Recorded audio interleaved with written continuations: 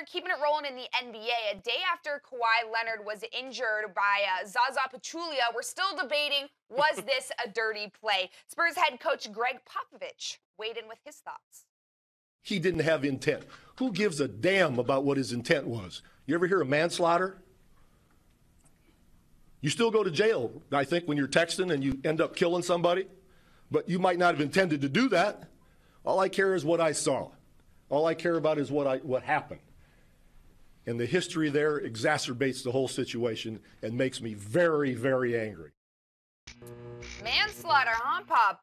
He was sounding pretty upset about the play, Tyler. That was a little aggressive. A little aggressive. Well, it's time for some legit or not. No one would ever think the Spurs would retaliate, considering they're a world-class organization. But with so much on the line and emotions obviously running high, is it legit to think the Spurs would go after Pachulia in some way, shape, or form after hurting their best player? I'm going to say nah.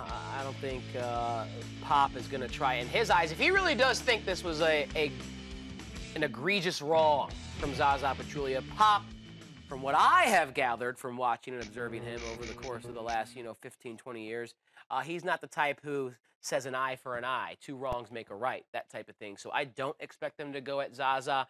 I mean, what are you really gaining?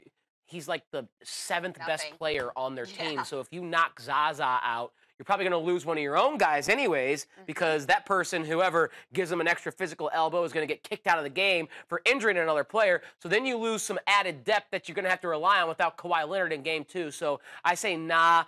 The chances that the Spurs go after Zaza or try and retaliate in some way, I'd say they're slim to none. I'd be shocked and surprised if anyone did wear the black jersey. Yeah, I don't think that's happening, especially after Pop is preaching how bad this was and how bad this incident was. I don't see him going and doing the same thing. You're right. Not an eye for an eye. I like that.